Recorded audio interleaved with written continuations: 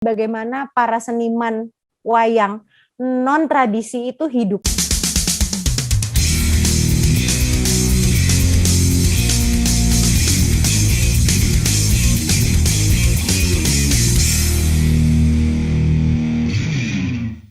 Halo, salam jumpa. Jumpa lagi dengan Berita Teater. Kali ini edisi spesial karena kalau biasanya kita ketemu di studio ya. Kali ini karena edisi spesial PPKM ya Mbak ya. Benar banget. Jadi harus via Zoom ya, tapi gimana pun silaturahim harus tetap dijaga lah. Nah, spesial yang lainnya adalah tamu ini adalah tamu yang sudah saya idam-idamkan dulu pingin saya ajak ngobrol, Mbak Ria Peppermoon. Aduh, halo Mas Dinu. Halo Mbak Ria. Sehat toh Mbak? Amin Mas, sehat. Terima kasih. Alhamdulillah. Kamu juga yo. Kita Amin. seger mukanya tuh kayak. Alhamdulillah. Ame rapi Mbak. Gembira, puji Tuhan. Bulan ngarep. Serius? Serius. Wah, ini benar-benar happy news nih. Harus merayakan. Ini ternyata kabar sukacita yang lain lagi di hari ini. Oh, bener. Istimewa sore ini ternyata ini. Oke. Ya, alhamdulillah. Rabi ke seluruh dunia. Ya. Iya ya. Oh. Waduh. Saya lupa ini udah direkam ya ini ya. Rapopo, gayeng lah ya Mbak ya. Benar. Mengharap doa banyak orang. Oke. Amin.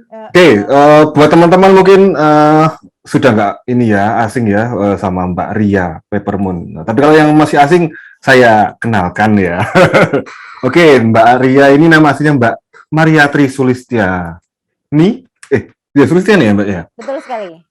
Dulu lulusan dari Visupol UGM. Nah, ini menarik ini karena setahu memang banyak ya teman-teman Visupol UGM yang kemudian jadi seniman. Iya benar tuh. Teater garasi. Oh iya. Ada politik apa ini? Ada visipol apa di balik kesenian ini? Apa ini ya kan? Makanya, nah, sejak tahun 2006 mendirikan Peppermoon Puppet Theater bersama Mas Iwan Effendi. Mas Iwan ya dulu ya, foundernya cuma Mbak jenengan sama Mas Iwan. Satu lagi namanya Mbak Ani Rusmawati, tapi dia jalan selama beberapa tahun terus memutuskan untuk melanjutkan hidupnya di zona yang lain. Punya proses sendiri lah ya. Betul. Oke. Nah, dan juga yang jelas mereka sudah berpentas ke seluruh penjuru dunia. Ya, belum seluruh lama. Ya amin gitu loh Mbak. Oh. Amin, benar. Sopo ngerti. Belum pernah ke ini tuh Mozambik belum Mbak? Ada itu makanya belum. Mozambik, Kongo gitu. Afrika tapi udah belum Mbak? Belum, Afrika belum. Belum ya? Oh, oke. Cuman karyanya doang yang pernah traveling tapi orangnya belum. Oke. Siap. Oke Mbak, kali ini kita pasti akan ngobrolin soal Peppermoon Mbak. Baik. Ini sesuai dengan buku yang sudah direkomendasikan oleh Mbak Ria, buku apa ini judulnya? Peppermoon Puppet Theater Selepas Napas. Nah, buat teman-teman yang tertarik, monggo silakan bisa menghubungi saya, nanti bisa saya hubungkan ke Peppermoon atau langsung aja kontak ke ini ya Mbak ya, IG-nya Peppermoon ya. Betul. Nanti bisa. Wah, ini bukunya menarik banget. Ada banyak sekali testimoni, ada pengalaman-pengalaman bagaimana Peppermoon seluk-beluknya selama ini, gitulah ya. Oke. Ada satu pertanyaan yang menjadi pembuka dan sekaligus pembuka di tulisannya jenengan. Kenapa Mbak tertarik sama teater boneka? Ketertarikannya sangat organik Mas Dinu sebenarnya. Jadi ini tidak seperti apa yang kami lakukan itu tidak berdasarkan teori apapun di awal. Jadi kami tidak memulainya dengan membaca begitu banyak buku, literasi atau literatur gitu tentang teater boneka, tapi justru Peppermoon itu sendiri tuh dimulai dari menjadi sebuah studio eksperimen untuk anak-anak awalnya di tahun 2006 itu. Jadi kegelisahan atas seni rupa, seni pertunjukan buat anak-anak itu jadi pemacu awal berdirinya Peppermoon sebenarnya. Terus waktu aku ingat sekali waktu kami opening tanggal 2 April 2006, kita berharap tentu saja ada banyak teman yang datang gitu ya.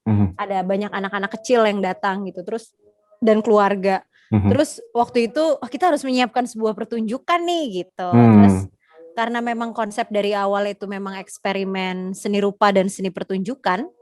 Kemudian kami kayak mencari-cari cara gitu. Apa ya seni rupa, seni pertunjukan yang bisa digabung tuh jadinya apa? Nah, secara tidak sengaja itu ketemu medium teater boneka sebenarnya. Jadi waktu opening kami bikin pementasan yang bonekanya dibikin masih pakai boneka tangan gitu yang apa namanya pakai kain, selimut bekas dijahit-jahit, bikin sendiri. Terus panggungnya masih pakai selimut dibentang gitu. Jadi itu bener-bener teater boneka yang kebanyakan orang mungkin membayangkannya gitu ya. Selamat pagi teman-teman, ya masih gitu. Nah itu sebenarnya berjalan 2 tahun, sebenarnya ya 1 bulan setelah kami open studio Peppermoon, kena gempa. Peppermoon Jogja kena gempa besar waktu itu. Mei kan. Terus karena kami nggak bisa bantuin untuk menyediakan logistik atau bongkar rumah orang gitu, jadi yang kami lakukan adalah packing semua barang-barang untuk dibawa berkeliling kampung dan bikin safe space buat anak-anak waktu itu. Jadi waktu itu kami sempat melakukannya secara independen, terus kemudian kami dapat dukungan dari sekarang namanya IFAA, tapi dulu namanya Yayasan Seni Cemeti gitu. Terus kami berkeliling gitu ke beberapa tempat dan dua desa menjadi lokasi utama kami untuk mendirikan itu gitu. Nah, sebenarnya perjalanannya kemudian bergulir dari sana, yang tadinya studio jadi bepergian, jadi kayak apa ya? Jadi kayak hippies yang membawa karya dengan berkeliling itu selama 1,5 tahun dan formatnya komunitas awalnya. Sampai kemudian kami menemukan ya selama perjalanan itu teater boneka selalu mendampingi sebenarnya semua proses kami berinteraksi dengan audiens gitu. Sampai kemudian kami berpikir, jadi ketemunya kenapa kok solid teater boneka tuh sebenarnya learning by doing Mas sebenarnya gitu. Justru saya bisa menemukan jawabannya kenapa itu tuh setelah 4 tahun saya mengalami. Lucu ya, jadi bukannya yang dari awal aku akan melakukan hidupku dengan teater boneka gitu. Setelah 4 tahun, setelah saya melihat begitu banyak interaksi manusia dengan pertunjukan dan karya-karya kami, makin bulat. Jadi setiap jalan tuh makin bulat gitu alasannya. Bahwa ternyata manusia tuh butuh jembatan untuk bicara sama orang lain. Tidak semua manusia itu nyaman untuk bisa berbicara langsung. Tidak semua isu itu nyaman untuk dibuka begitu saja antar manusia secara langsung gitu. Jadi kemudian ya kami nemuin bahwa emang boneka tuh magical ya gitu. Jadi dia hadir tanpa acting. Jadi kita percaya aja kan Unyil itu tinggalnya di Desa Sukamaju tanpa ditanyakan gitu. Dia sebenarnya siapa gitu, acting atau enggak gitu kan enggak ya. Dan that kind of trust itu hanya dimiliki oleh boneka menurut kami. Jadi dunia yang kami bangun di atas panggung itu tiba-tiba menjadi dunianya semua orang yang kita amini bersama gitu. Tidak ada acting, tidak ada kepura-puraan dan ya itu yang hadir di situ ya itu gitu.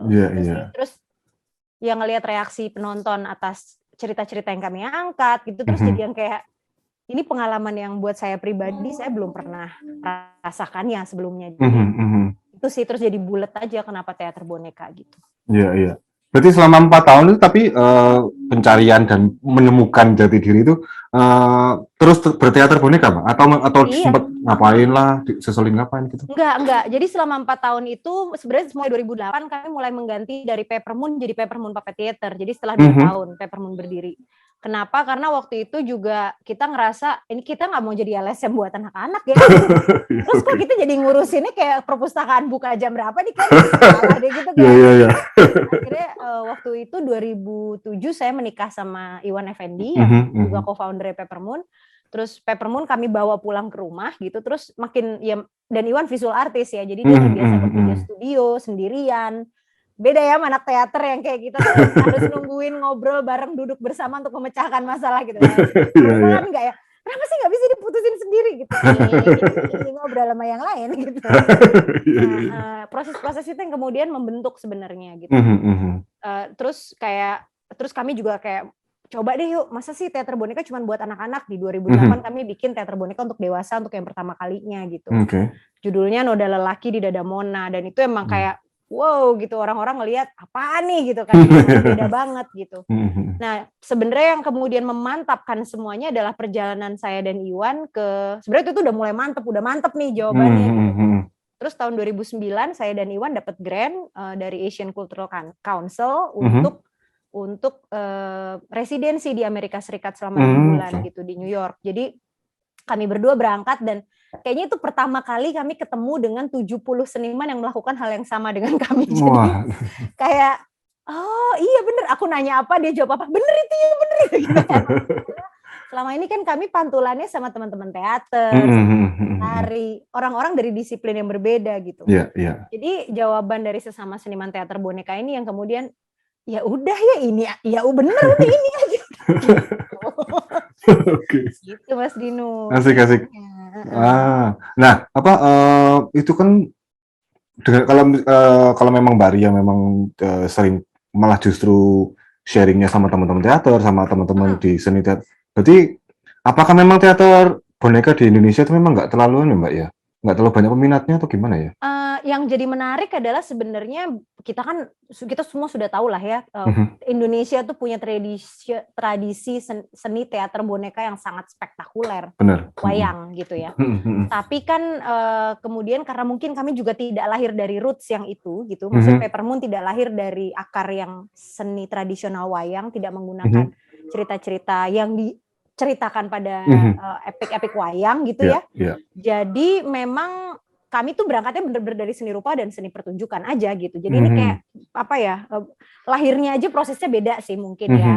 Saya belajar natah Mas sama almarhum Mbah Lejar 2 tahun gitu. Kayak muridnya beliau gitu maksudnya, dan cucunya lah mengangkat diri sebagai cucu gitu. Karena kemudian saya waktu itu belajar ke Mbah Lejar tuh 2008 sampai 2010. 2007 bahkan 2007 sampai 2009. Setiap malam tuh saya ke rumahnya si Mbah gitu. Dan yang saya pelajari justru bukan teknik, tapi yang saya pelajari adalah saya berusaha memahami bagaimana para seniman wayang non tradisi itu hidup gitu. Jadi maksudnya Mbah Lejar kan dia bikin wayang kancil ya, meskipun itu sudah lama ya, tapi kan kemudian dia tidak main Ramayana atau Mahabharata, dia bukanlah Ki Mantep. Jalurnya bukan itu gitu. Nah, terus dari situ saya sebenarnya belajar banyak gitu, bahwa kemudian saya pengen ada skena seni teater boneka yang welcoming untuk mereka yang membuat eksperimen-eksperimen baru gitu. Dan seni tradisi itu punya PR-nya sendiri untuk mengkonservasi. Sedangkan yang kontemporer ini nih nggak ada nih yang Jadi waktu itu kami 2008 bersepakat Peppermoon harus bikin festival, meskipun kita belum punya teman di Indonesia waktu itu. Jadi kami masih random aja gitu, ada teman-teman yang datang dari luar negeri, kita tarik, aku puppetry artis pentas gitu, bener-bener yang kayak ayo gitu. Karena kami berpikir kalau kita buka lahan, kita buka showcase-nya, keinginan orang untuk menggunakan medium ini juga akan semakin banyak gitu. Terus aku ingat betul tahun 2012 itu kami mengundang PM Toh untuk pesta boneka, terus almarhum Pak Raden, Dr. Andes Suyadi gitu. Pak Raden. Dan aku ingat banget Mas, Dr. Andes Suyadi, Pak Raden itu waktu itu menangis sambil bilang, akhirnya saya selama puluhan tahun tuh dapat ruang yang benar-benar menghargai saya atas apa yang saya lakukan, dia bilang. Karena selama ini mungkin dia datangnya dongeng gitu ya, dan dia bilang enggak, ini tuh objek teater, ini teater boneka dan nggak ada skenanya yang ngurusin. Itu sih, jadi kemudian kenapa Pesta Boneka, festival yang kami selenggarakan setiap 2 tahun sekali dan internationally, pesertanya internasional gitu, dan juga lokal, itu memang mengutamakan teman-teman yang melakukan eksperimentasi di seni teater objek gitu. Oke. Wah, tapi memang iya, bagiku memang aku belum pernah menemukan sih memang teater boneka kontemporer di Indonesia yang konsisten Peppermoon. Ya masalah keras kepala itu emang saya akui. Harus Mbak, tapi memang harus keras kepala. Kalau enggak ya tergerus lah. Harus ada yang atas memang. Maaf ya. Tidak apa-apa. Tapi ngomong-ngomong ini sedikit Mbak, ini sudah hampir mendekati 15 menit ini. Aku penasaran, kenapa mengambil nama Peppermoon? Bulan kertas ya? Bulan kertas, betul. Kenapa, yang pertama, sejak awal kami sudah menempatkan diri sebagai warga negara dunia gitu. Jadi kita memang tujuannya memang ya yang harus mendengarkan cerita kita tuh bukan cuma orang Indonesia aja gitu. Itu dari awal memang sudah jadi cita-cita gitu ya, Mas. Jadi bahwa orang bilang go internasional apa segala macam tuh lebih karena selama ini tuh aku tidak merasa terwakili suaraku sebagai orang Indonesia di luar gitu. Karena kalau kita pergi keluar, seni yang dipajang ya tradisional gitu. Padahal hari ini tuh kayak saya traveling waktu yang dapat Grand SCC itu ditanyain ada seniman teater boneka di Philadelphia, dia bilang, emang di Indonesia ada laptop ya gitu kan, kayak dan nggak bisa disalahin. Maksudnya orang Amerika juga tidak semuanya cerdas dan benar. Dengan di Indonesia ya, orang Indonesia juga cerdas gitu. Tapi maksudku ada hal-hal yang bisa kami lakukan dengan kami memberikan suara sendiri gitu sebenarnya. Jadi memang kesadaran itu dari awal. Jadi itu kenapa pakai bahasa Inggris gitu. Saya pernah ditanya, kenapa sih pakai bahasa Indonesia? Ya sayangnya bahasa persatuan dunia tuh yang dipakai bahasa Inggris gitu. Kalau bahasa Jepang atau bahasa Jawa mungkin bahasa Jawa gitu. Cuman itu memang alasan yang sangat praktis di awal, praktis banget gitu. Terus yang kedua, kenapa bulan kertas? Ya membuat bulan dari kertas, membuat hal istimewa dari hal sederhana gitu. Itu sebenarnya ide dari kenapa Peppermoon. Wah, menarik banget itu. Apa ya? Aku pertama kali mendengar nama Peppermoon itu udah bergidik loh, Mbak. Karena udah bergidik loh, Bu Roma. Tapi benar, pemilihan bulan kertas, wah itu dan apa ya? Ini Mas, jadi asik kayak toko buku cocok, TK cocok, es krim kayak bisa juga. Kalau aku bikin perluasan usaha kayak mana? Bisa, boleh. Sedot WC Peppermoon gitu juga boleh. Iya, benar. Oke, Mbak Ria, ini kita harus mengakhiri untuk episode pertama ini, tapi kita akan ketemu lagi di episode berikutnya. Begitu teman-teman, terima kasih atas perhatiannya. Semoga obrolan dengan Mbak Ria tentang Peppermoon, sejarah Peppermoon ini bisa memberikan inspirasi buat teman-teman untuk juga berkarya. Oke, kita jumpa lagi di episode berikutnya. Salam budaya.